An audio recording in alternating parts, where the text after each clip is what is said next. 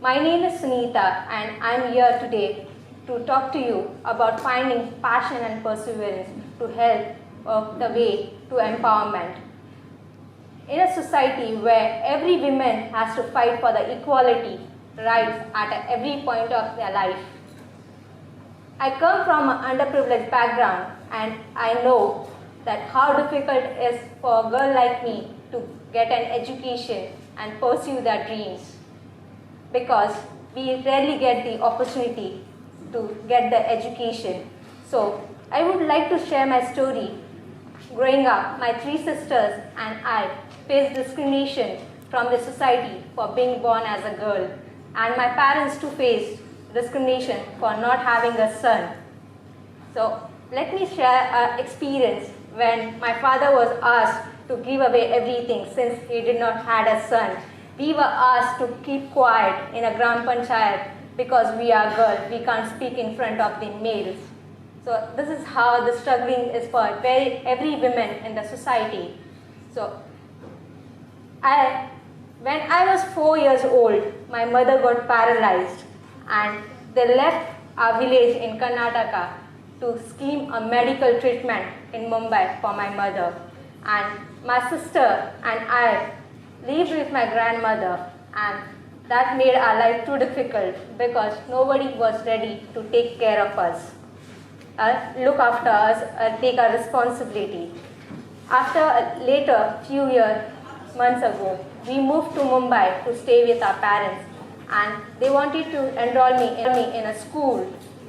But many people questioned my parents and my father that why he has been educating her daughters for education. And my mother was very strong.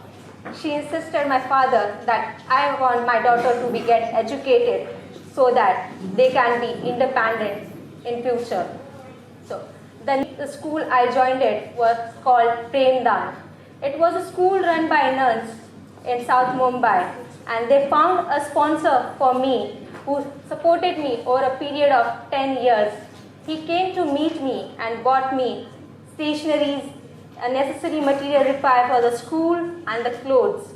And I remember the day when he had come to meet me first time, and he asked me, "How are you?" And my answer to it was, "I am 6 years old," because I didn't know English that time. I started going to school, and over there, it was quite challenging for my father to look after everything, that he was the only person who was looking after us. So mostly in the school, when we used to have an open day, and teachers used to call our parents for collect the result, my father never used to make it possible because he was overloaded with the work and the responsibility he had. So I used to request my friends' parents to collect my mark sheet, and my teachers used to give them making any scenes over there because they knew it, the problem I have been facing, the challenges my family has been going through. And that made me feel that there are people who cares for me, who supports me. This is how, if you have a support system, anything is possible in life. I completed my 10th grade and I joined junior college, and I wanted to do doctor. But my father said, since I have 4 daughters and I can't support you financially, that made me sad, but I did not give up. I pursued it. I pursued it so that at least I have an education which I can go through and achieve my dreams. So I completed my 12th grade, and that time my parents forced me to get married. But there was a family system who had supported me, my uncle. So he requested my father, let her continue her dreams, let her complete her education. So that one thought made me complete my graduation. So I completed my graduation and I went to a job interview at Oscar Foundation. It's an organization in South Mumbai who works with the underprivileged children. And I had applied for a teaching career in Oscar. At that time, I was very nervous because that was my first job. And so my uncle accompanied me. And he was asked to wait outside the office until I complete my interview. And after 5 minutes, there was a knock on the door. Tuck, tuck. Is it okay? Are you okay? Again, after 5 minutes, he knocked on the door saying, is it over? Again, he knocked it on the door. And finally, my boss called him inside to sit quietly at the back of the office. So if you see, no girl in my family had ever went to a job interview, and I was the first who did it.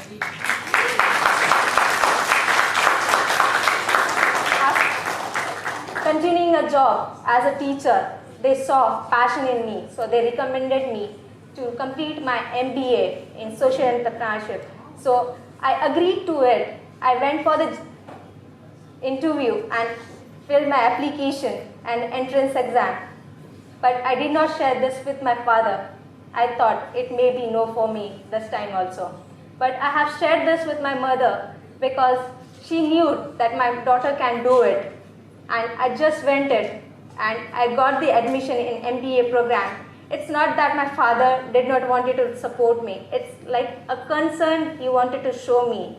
And sometimes it is a burden if we follow society because it makes it difficult for people to think about themselves. That's why we follow society. And it's a difficult challenge to break that. This is how our life circle goes. And many like me, there are many girls who don't have role models and mentors in the society. But I had passion and I knew it that if I get education, I can live a better life. So I completed my education and that led me to a better life. And currently I am working as a fundraising manager. After 8 years, I have worked through different roles in the organization and they have groomed me. And that's why I'm here speaking in front of you in a TED Talk. I have faced difficulties in getting passports, visas for our children who belong to the same background where I am from. I would like to share an incident where I have applied first time for visas and passports for 2017 UK tour, a life-changing experience for our children who had never been to be in a flight or got passport in their families, so they were the first. It was raining, and I think it was in the September 2017 when it was raining very heavily, and we had already applied for a passport, and it passed a month to get the visas. And it was challenging to get any update about it. And suddenly I got a call in the afternoon that your passports are at the VFS office, kindly come and collect it. And everything was closed since it was raining. All the trains were shut down, buses were not working. So I asked my colleague, anyhow I have to get this. Let's go to the VFS office, walked it down and get the visas for the boys. So I got there, got the visa, checked it, and the visas were there for the boys. In 2018, I accompanied 16 girls for a life-changing education and football tour, and that was a privilege for me to get this girl because it makes a difference when you hear and when you go there and experience the actual experience and the change you have gone through. So ensuring that these girls follow their passion and determination so that they can have a better life for their families and for themselves. Also, we all have gone through many challenges and many things, and my personal story and many other in the community has proved that with a hard work, determination and right mentorship, you can achieve anything you wanted. So I have few things to share with you. I always carry with me the rules of my life. It's on the paper. I'd like to read for you if you don't mind it. So the strategy which I have for building a self-confidence and resilience in the face of adversity, it's first finding a role model and a mentor, particularly for women in a male-dominant world. Learn from their experience and let them inspire and support you to pursue your goals. Second, Remember the power of perseverance, no matter what obstacle you face. Don't give up on your dreams.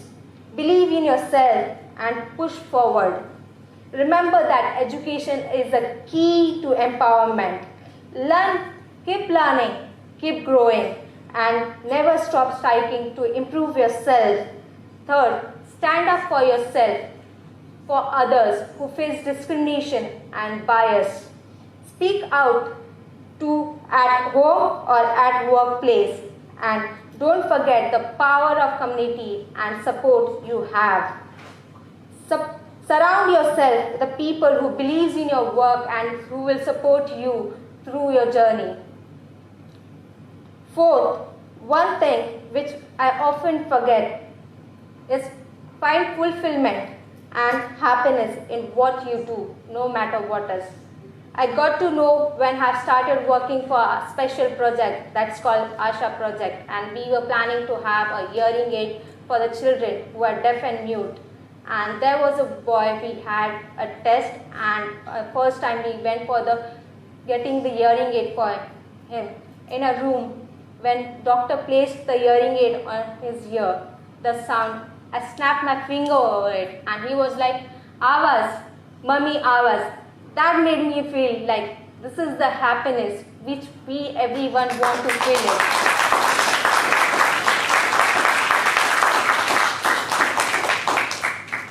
So this is how, like, if we help someone, it's totally a different feeling, and it gives you a chance to make more people aware about it, that what work you are doing, you can also do it through this. Fifth, pursue your passion and interests regardless of societal expectations or obstacles. Successful women in the world who have shown us that anything is possible if you have gone through it. Go out there, chase yourself. Don't let anyone or anything hold you back. If you fall down, pick up yourself, brush yourself down, and start again. Finally, I want to give this entire talk to support, sacrifice, and success. The sacrifice because my sister, when she was 6 years old, she was dropped out from the school so that I can continue the education, and all is because of her sacrifice I am here today. And support, the man who supported me when I was 6 years old, he helped me through his sponsorship and get my education done. The organization who groomed me to make this day today, that's the support they have created. And achievement is, I have not achieved everything in life. There's a long way to achieve. But every moment and everything which I have done, that was an achievement for me. And that's what I have made myself and creating a new normal for me. Thank you.